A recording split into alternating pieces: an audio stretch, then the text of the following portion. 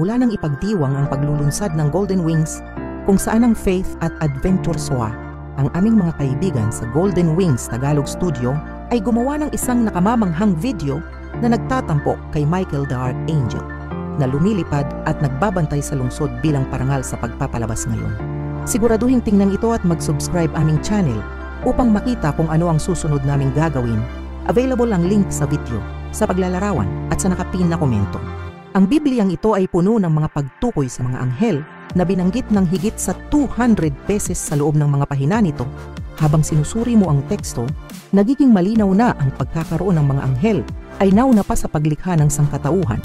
Ang mga anghel ay nilikha bago ang mga tao at ang kanilang presensya ay laganap sa buong Biblia. Mahalagang maunawaan na ang mga anghel ay hindi palaging umiiral, sila ay nilikhang mga nilalang. Inilalahad ng Biblia ang isang matingkad na katotohanan ng mga anghel at imposibleng basahin ito nang hindi nakatagpo ang mga makalangit na nilalang na ito. Habang nagpapatuloy ka sa pagbabasa, mapapansin mo na ang mga anghel ay may hierarchical na istruktura sa sistema ng Diyos ng mga anghel na hukbo. May malinaw na ranggo ng kapangyarihan at responsibilidad.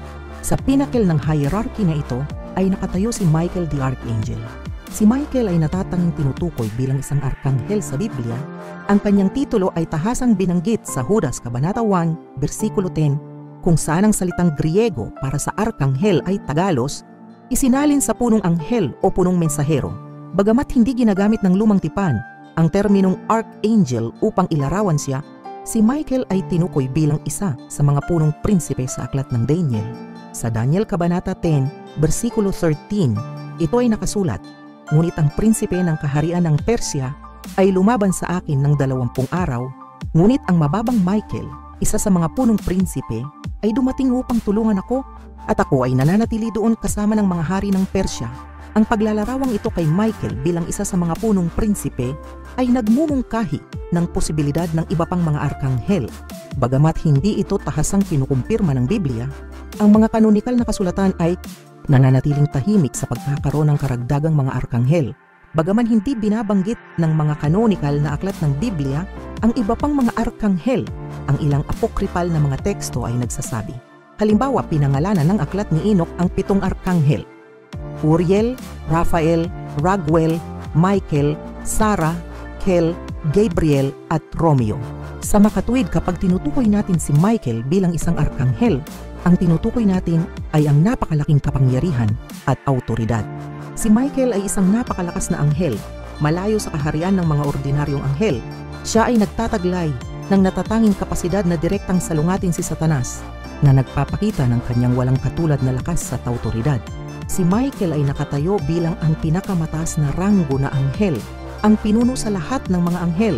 Upang lubos na maunawaan ang kapangyarihan ni Michael, mahalagang maunawaan ang mga kakayahan ng mga ordinaryong anghel. Halimbawa, sa Daniel Kabanata 6, versikulo 20, ipinakita ng isang anghel ang kanyang kapangyarihan sa pamamagitan ng pagsara ng mga bibig ng mga leon upang protektahan si Daniel. Ang aking Diyos ay nagpadala ng kanyang anghel at itinikom ang bibig ng leon upang hindi nila ako saktan. Ang gawaing ito ay naglalarawan ng hindi kapani-paniwalang lakas na taglay kahit ng isang regular na anghel. Bukod dito, isalang-alang ang ulat ng panalangin ni Hezekiah sa 2 Kings Kabanata 10, versikulo 35, kung saan isang anghel ang nagtanggol sa Jerusalem mula sa 100,000 na kawal ng Assyria. At ito ay nangyari na nang gabing iyon na ang anghel ng Panginoong ay lumabas at naninigarilyo sa kampo ng mga Assyria at 100 at 45,000, at nang sila ay bumangon ng maaga sa umaga, masdan, silang lahat ay mga bangkay. Ang matinding kapangyarihan ng isang anghel na nagsagawa ng gayong gawain ay binibigyang diin ang pambihirang kapangyarihan na dapat taglayin ni Michael bilang isang arkanghel. Nakita ko ang isa pang makapangyarihang anghel na bumababa mula sa langit na nararamta ng ulap at isang bahaghari ang nasa kanyang ulo. Ang kanyang mukha ay gaya ng araw at ang kanyang mga paa ay parang mga haliging apoy. Siya ay may isang maliit na aklat na nakabukas sa kaniyang kamay at kaniyang itinuntong ang kaniyang kanang paa sa dagat at ang kaniyang kaliwang paa sa lupa at sumigaw ng malakas na gaya ng isang leon na umuungal. Ang kapangyarihan ng mga anghel ay higit na inilalarawan sa paghahayag, Kabanata 22, versikulo 8 hanggang 10. Kung saan si Juan, nang makita ang isang anghel, ay bumagsak upang sambahin siya. Pagkatapos ay sinabi niya sa akin, "Huwag mong gawin ito, sapagkat ako ay iyong kapwa alipin at ng iyong mga kapatid, ang mga propeta, at ng mga tumutupad ng mga salita ng aklat na ito, sumamba sa Diyos." Ang reaksyong ito ay binibigyang diin ang kasindak-sindak na presensya at autoridad ng mga anghel. Dahil sa mga halimbawang ito, nagiging malinaw na ang kapangyarihan ni Michael bilang archangel ay napakadakila. Hindi lamang siya isang makapangyarihang anghel sa pagkakaalam natin. Ang papel at lakas ni Michael ay isang patunay sa pambihirang hierarchy at kapangyarihan sa loob ng angelic realm. Ang Arkanghel Michael ay gaganap ng isang malaking papel sa mga kaganapan sa katapusan ng panahon. Ang katanyagan na ito ay makikita sa buong aklat, simula sa Apokalipsis, kung saan nakikita natin ang mga anghel sa silid ng trono ng Diyos. Ang mga anghel na ito ay bahagi ng banal na pagtitipon na patuloy na sumasamba sa Diyos at tinutupad ang kanyang mga utos. Sinasagisag nila ang patuloy na makalangit na mga gawain at ang malalim na koneksyon sa pagitan ng langit at lupa. Sa Apokalipsis 7, nakatagpo tayo ng 4 na anghel na nakatayo sa 4 na sulok ng mundo. Pinipigilan ng mga anghel na ito ang hangin upang pigilan ang anumang pinsala na dumating sa lupa, dagat o mga puno hanggang sa ang mga lingkod ng Diyos ay natatakan sa kanilang mga noo. Ang imaheng ito ay nagbibigay diin sa kanilang kontrol sa mga natural na elemento at sa kanilang papel sa pagprotekta sa bayan ng Diyos sa panahon ng kapighatian. Ang mahalagang papel ng mga anghel ay nagpapatuloy sa Apokalipsis 8, kung saan hinipan ng mga anghel ang 7 trumpeta. Ang bawat tunog ng trumpeta ay nagbabadya ng isang tiyak na paghatol sa lupa mula sa mga natural na sakuna hanggang sa mga supernatural na pangyayari na nagpapahiwatig ng interbensyon ng Diyos sa mga gawain ng tao. Ang mga paghatol na ito ay nagsisilbing mga babala at tawag sa pagsisisi para sa sangkatauhan. Ipinakilala sa atin ng Apokalipsis 10 ang makapangyarihang anghel na may maliit na aklat. Ang anghel na ito na nakatayo ang isang paa sa dagat at ang isa ay nasa lupa ay kumakatawan sa pangkalahatang saklaw ng mensahe ng Diyos. Ang maliit na aklat ay sumasagisag sa paghahayag ng mga banal na misteryo at ang katuparan ng mga plano ng Diyos na ipinagkatiwala sa anghel na iligtas.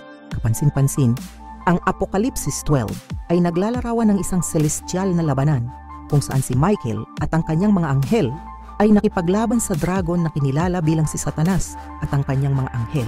Ang kosmikong labanan na ito ay nagreresulta kay Satanas at sa kanyang mga puwersa na pinalayas mula sa langit na itinatampok ang kritikal na papel ni Michael sa espiritual na pakikidigma na magtatapos sa mga huling panahon.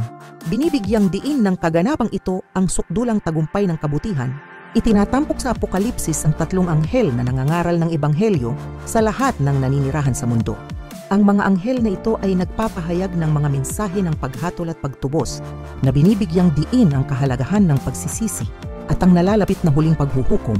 Ang kanilang mga pagpapahayag ay nagpapatibay sa pagkaapurahan ng mensahe ng ebanghelyo sa mga huling araw.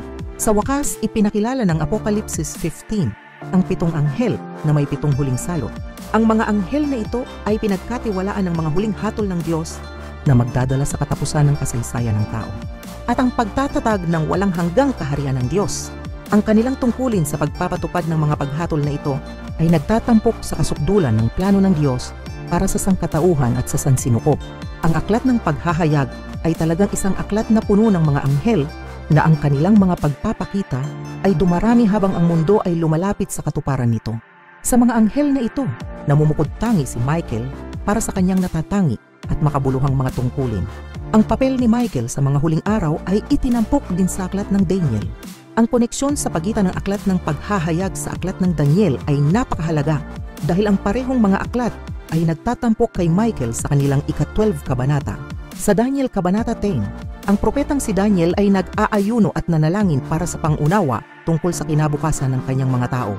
Ang kanyang mga panalangin ay naantala ng 21 araw dahil sa pagsalungat ng prinsipe ng Persya, isang demonyong nilalang. Hanggang sa namagitan si Michael ay makakarating kay Daniel ang anghel na nagdadala ng mga sagot. Ngunit ang prinsipe ng kaharian ng Persya ay lumaban sa akin ng 20 araw, ngunit ang mababang Michael, isa sa mga punong prinsipe, ay dumating upang tulungan ako at ako ay nanatili doon kasama ng mga hari ng Persya. Ang talatang ito ay naglalarawan ng kritikal na papel ni Michael sa espiritual na pakikidigma at ang kanyang kakayahan na pagtagumpayan ang makapangyarihang mga kalaban na tinitiyak na ang mga mensahe at mga plano ng Diyos ay natutupad.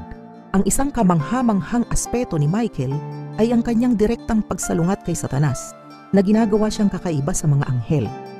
Ang isa pang halimbawa ng paghaharap na ito ay matatagpuan sa aklat ng Judas kung saan nakipagtalo si Michael kay Satanas tungkol sa katawan ni Moises. Ang Judas, Kabanata 1, Talata 10 ay nagsasaad, gayunpaman si Michael, ang arkanghel, nang makipagtalo sa Diablo, siya ay nakipagtalo tungkol sa katawan ni Moises, ay hindi naghahatid laban sa kanya ng mapanlait na paratang, ngunit sinabi ng Panginoon na sawayin ka. Bagamat ang mga detalye ng kanilang pagtatalo ay nananatiling isang misteryo, ang ilan ay nag-isip na nais ni Satanas na gamitin ang katawan ni Moises upang pangunahan ng Israel sa idolatriya, habang ang iba ay naniniwala na hinahangad niyang lapastanganin ito.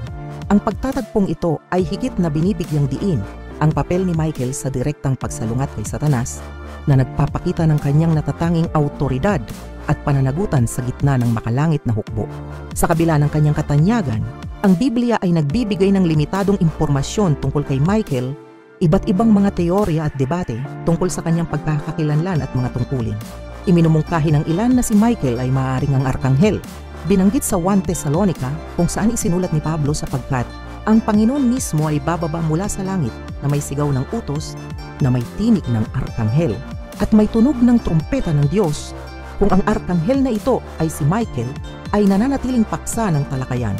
Gayunpaman, malinaw na si Michael ay isang arkanghel na pinagkatiwalaan ng mga mahahalagang tungkulin ng Diyos na gumaganap ng mahahalagang tungkulin sa espiritual at pisikal na mga kaharian. Sa konklusyon, mahalagang maunawaan na bilang mga anak ng Diyos, hindi natin sinasamba si Michael.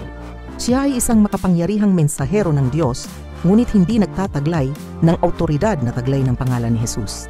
Si Juan ay nakita ang mga bagay na ito at narinig ang mga ito.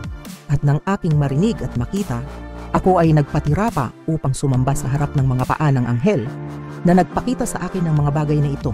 Pagkatapos ay sinabi niya sa akin, ingatan mong huwag gawin ito sapagkat ako ay iyong kapwa alipin at ng iyong mga kapatid ang mga propeta at sa kanila na tumutupad ng mga salita ng aklat na ito sumamba sa Diyos.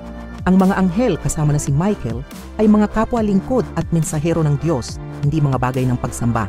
Ang pagsamba ay nakalaan para sa Diyos lamang at ang pagkakaibang ito ay dapat palaging panatilihin upang maiwasan ang idolatriya at mapanatili ang ating pagtuon sa tunay na pinagmumula ng lahat ng autoridad at kapangyarihan na ang Diyos.